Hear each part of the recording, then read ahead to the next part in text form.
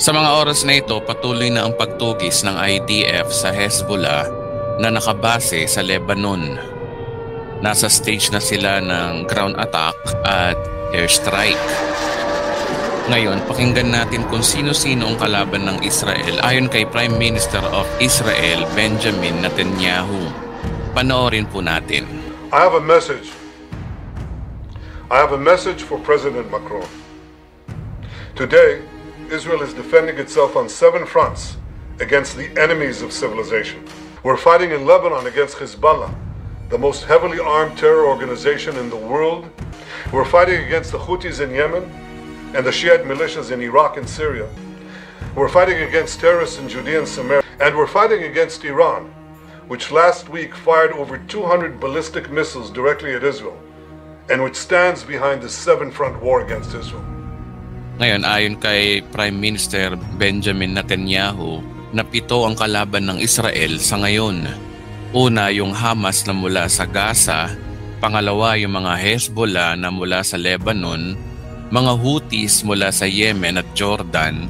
Mga Shiite na mula sa Iraq. Mga Shiite din na mula sa Syria.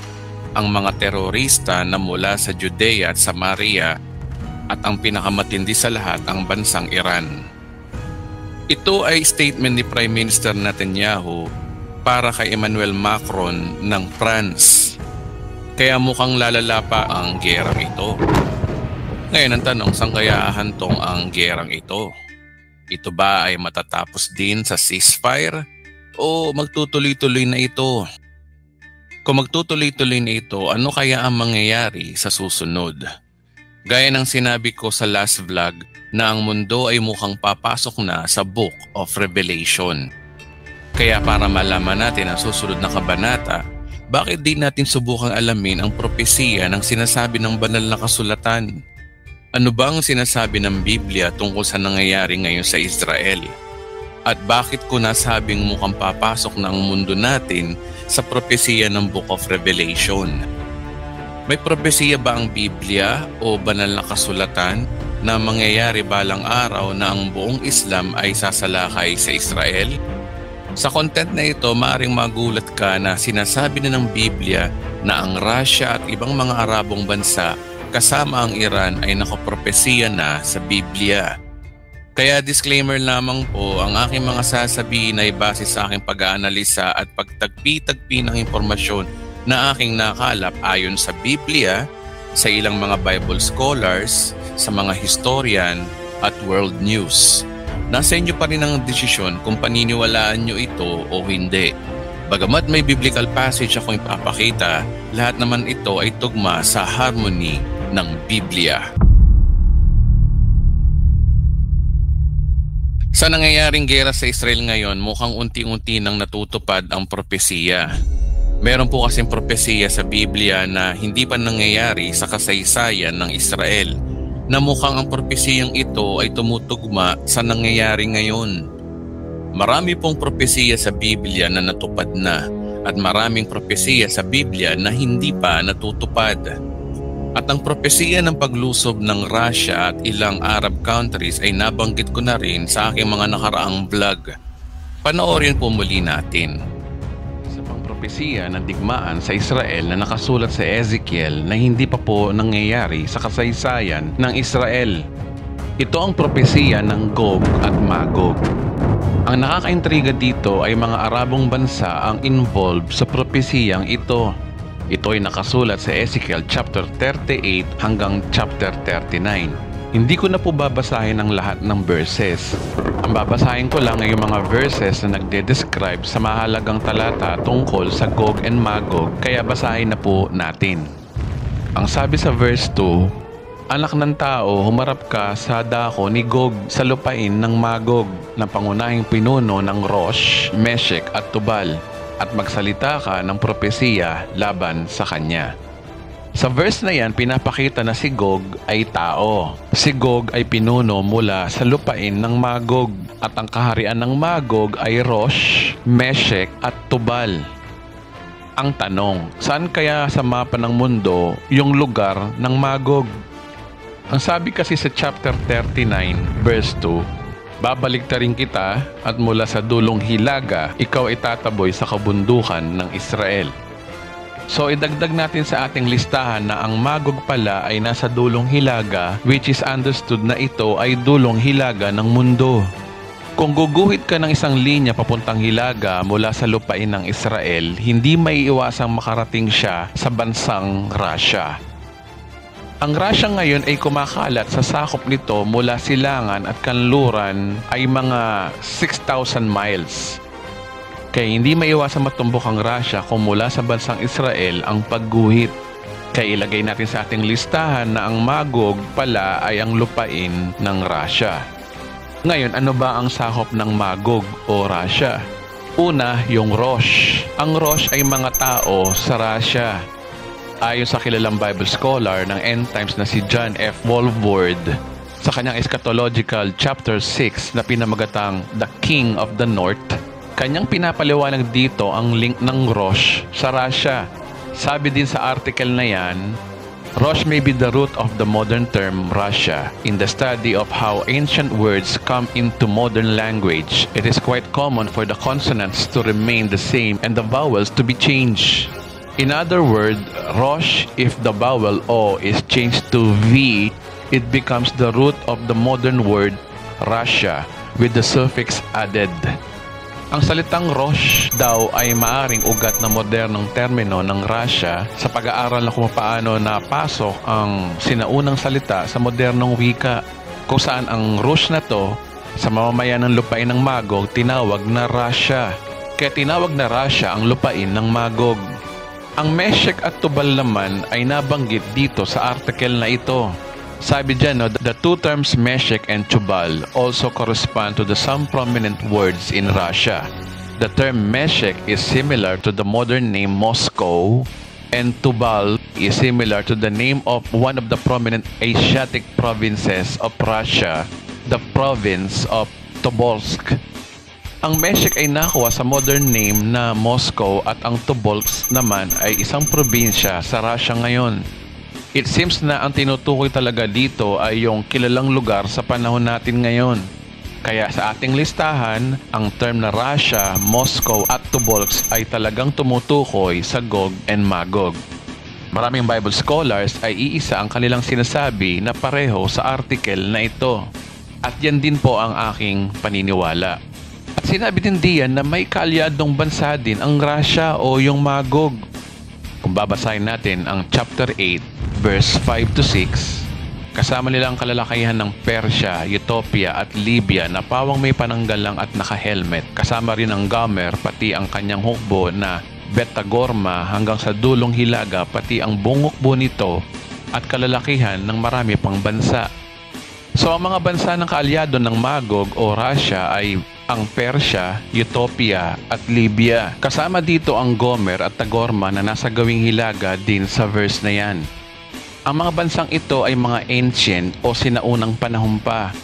Since ito ay tumutukoy sa end times war o sa panahon natin, pinapakita dito yung mga lokasyon sa modern map natin ngayon. Una, ang Persia.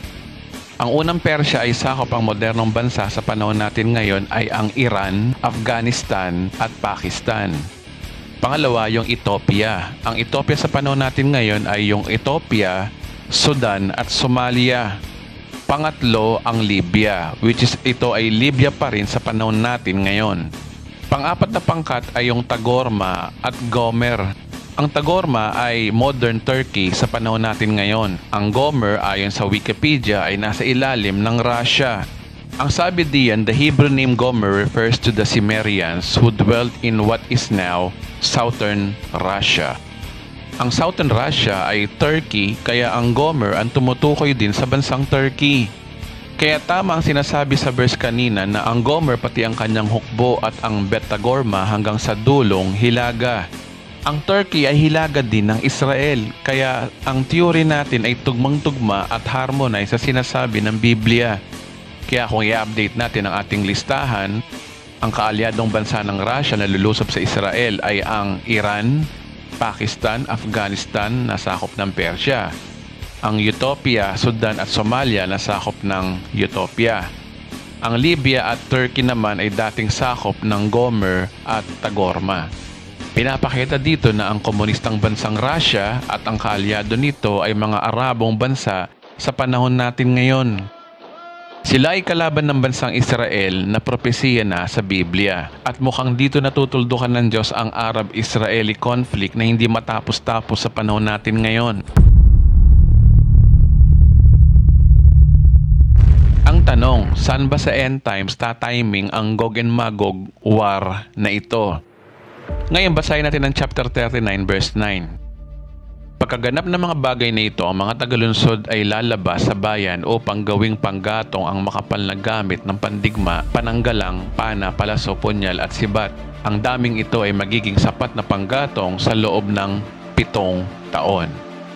Talon po tayo ng verse 11. Sinabi ni Yahweh, sa araw na iyon, ang Gog ay bibigyan ko ng isang libingan sa Israel, ang libis ng manlalakbay sa silangan ng mga dagat ng patay. Doon sila ililibing kasama mga makapal na taong kasama niya. Ang libingang ito ay tatawaging libis ng hukbo ng Gog at lilisan ng mga manlalakbay. Sa paglilibing lamang sa kanila, mauubos ang 7 buwan bago mailibing ng mga Israelita ang lahat ng bangkay. Sa verse na yan, nagpapakita na ang Gog o Russia at mga Arabong bansa ay matatalo. Yung armas nila ay gagawin daw panggatong sa loob ng 7 taon ng mga Israelita o ng Hudyo. 7 taon? Di ba ang tribulation age ay 7 taon din? At ililibing ng mga Israelita ang mga bangkay ng kanilang kaaway na tatagal sa loob ng 7 buwan. Mukhang pinapakita dito na mangyayari ang paglusob ng Russia at mga Arabong bansa bago o pagkasimula ng 7 years of tribulation. Dahil 7 taon daw gagawing panggatong ang mga armas ng kalaban ng Israel. Pinapakita yung timing nito ay magsisimula sa first 3.5 years. Nauna sa atin na ang Russia at mga Arabong bansa na gaya ng Iran, Pakistan, Afghanistan, Ethiopia, Sudan, Somalia, Libya, Turkey ay posibleng sila ay sinasabi sa Ezekiel na loloobin ng Diyos na lumusob sa bansang Israel sa mga huling araw sa pagsisimula ng 7 years of tribulation. Naniniwala ako na sa 7 years of tribulation sa first half ng unang taon mangyayari ang world war na ito. Ang gyera sa Ukraine at Russia at tensyon ng China sa West Philippine Sea ay hindi diyan magsisimula ang world war. Maliwanag sa pag-aaral natin na sa bansang Israel sa Middle East magsisimula ang posibleng World War III. Kaya bantayan po natin ang bansang Israel at lagi po tayong manood at lagi po tayo nawa maging update kung ano nangyayari sa bansang Israel sa panahon natin ngayon. Kaya ang inaantay na lang natin ay maitayo yung Third Temple, daan para lumantad ang Antikristo na siyang kasunod ng pagsiklab ng ikatlong digmaang pandaigdig.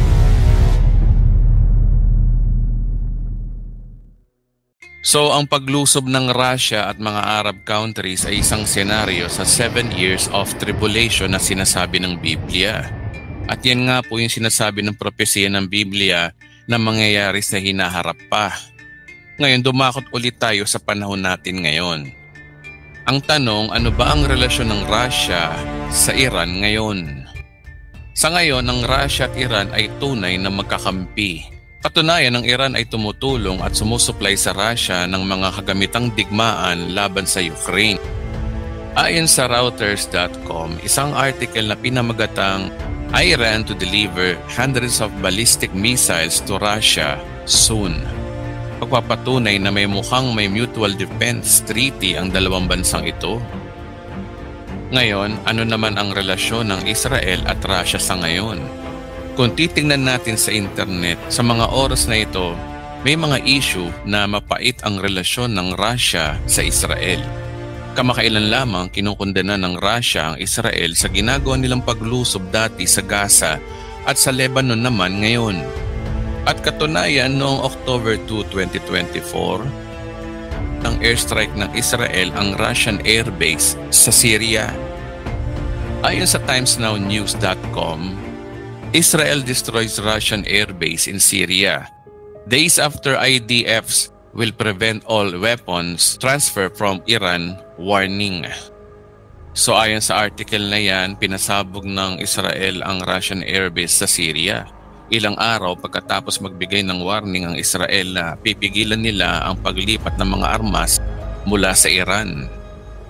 Pagpapatunay na nagkakaroon na ng provokasyong mapikon ang Russia sa Israel at pagpapatunay na unti-unti nang nade-develop ang involvement ng Russia sa mga Arabong bansa laban sa Israel.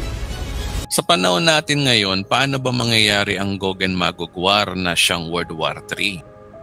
Well, ang Gog and Magog War prophecy ay maaari magsimula sa issue ng pagtayo ng Third Temple sa Israel. Ngayon ang tanong, sa papaanong paraan? Kapag nangyari yung pagkawasak ng Dome of the Rock at napatunayang ito ay kagagawan mismo sa kamay ng mga Hudyo, buong Arab country ay magdedeklara ng jihad or total war laban sa Israel. Mapasuni Muslim man o Shia Muslim, ito ay magagalit sa paglapastangan sa kanilang ikatlong pinakasagradong lugar sa mundo ng Islam. Magdedeklara sila ng total war na tinatawag sa salitang Muslim na jihad. Ayon sa mga Muslim, ang jihad ay tinatawag na holy war o banal na digmaan. So ibig sabihin ng pagtayo ng Third Temple ay maaaring isa sa magiging mitya ng pagkagalit ng ilang mga Muslim na bansa. Gaya ng sinabi ko sa last vlog, ang mga Zionists ay mga extremist din na counterpart ng Shia Muslim. Sila ay mga extremist, mga panatiko sa religion ng Judaism at soberanya ng Israel, na minsan nagbibigay din ng sakit ng ulo sa gobyerno ng Israel ngayon. Ayon sa Jewish Virtual Library, sila yung mga national movement na naglulunsad ng pagbabalik ng mga Hudyo sa kanilang lupain. Kaya pinaglalaban nila na maibalik yung mga nawala sa Israel since sa panahon pa ni Haring David. At kasama nga dito yung Temple Mount na dapat maibalik sa Israel. Kaya pwede sila yung mga grupong kumikilo sa likod ng pagpapatayo ng Third Temple. Ngayon ang tanong, paano ko nasabi na mga Zionists ay may masamang balak sa Dome of the Rock? Kagaya ng sinabi ko sa last vlog, ayon sa MiddleEastMonitor.com, ang mga Israeli settlers ang nagpakalat ng AI video sa nasusunog na Dome of the Rock. Sila ay gumamit ng AI video na pinapakita yung kanilang motibo sa Dome of the Rock. For the record, ang mga Israeli settlers ay mga Zionists. Sa madaling salita, sa kagagawan ng mga masasamang Hudyo ay madadamay ang mabubuting Hudyo at ang mabuting gobyerno nito. Pero sa mata ng mga Muslim, ito ay isang pagbibigay ng provokasyon at puot para magalit ang lahat ng Islam sa buong Israel. Ayon sa mga rabay sa Israel, maraming paraan para maitayo ang Third Temple ng mga Hudyo. Ayon sa mga pinagtatalunan ng mga rabay sa Israel, may mga grupo na naniniwala na pwedeng itayo ang Third Temple sa tabi ng Dome of the Rock. Meron namang mga grupo na naniniwala na pwedeng itayo ang Third Temple sa City of David mismo, hindi sa Temple Mount. Ngunit majority talaga ng rabay sa Israel ay naniniwala na ang eksaktong lokasyon ng templo ni Haring Solomon ay nasa Dome of the Rock mismo. Kaya yun ang dahilan ko bakit may mga ilang extremist Zionists na gustong wasakin ng Dome of the Rock para maitayo ang Third Temple. Ngunit kapag nangyari ito, jihad ang isisigaw ng Arabong bansa laban sa Israel. At mukhang dito matutupad ang propesiya ng Gog and Magog War. Magkakampi-kampihan na ang mga ito. Since may mutual defense treaty ang Amerika sa Israel, madadamay ang Amerika at NATO sa Europe dahil sa kampihan ng Iran at Russia. Ang Russia naman bukod sa kakampihan mga Arabong bansa, baka kumampi na rin ang China at ang North Korea. Kung mangyayari ito, masasaksihan natin ang simula ng 7 years of tribulation na sinasabi ng Biblia. Dahil may mga ilang verses sa Book of Revelation na pinapakita ang senaryo ng nuclear war. Kaya bantayan po natin ang bansang Israel at ang Russia mismo. Dahil ang Russia ang magiging pasimuno ng posibleng World War III na parating ayon sa Biblia. Bukod sa Russia, bantayan din natin ang mga Arabong bansa na nasa propesiya. Ang Iran, ang Turkey, ang Libya, ang Sudan, ang Ethiopia, ang Afghanistan at Pakistan. sila ay lulusob sa Israel na siyang pasimula ng 7 years of tribulation. Kapag nangyari ito, di lang tayo pumapasok sa Book of Revelation, kundi papasok na tayo sa Revelation chapter 6 na magiging simula ng 7 years of tribulation.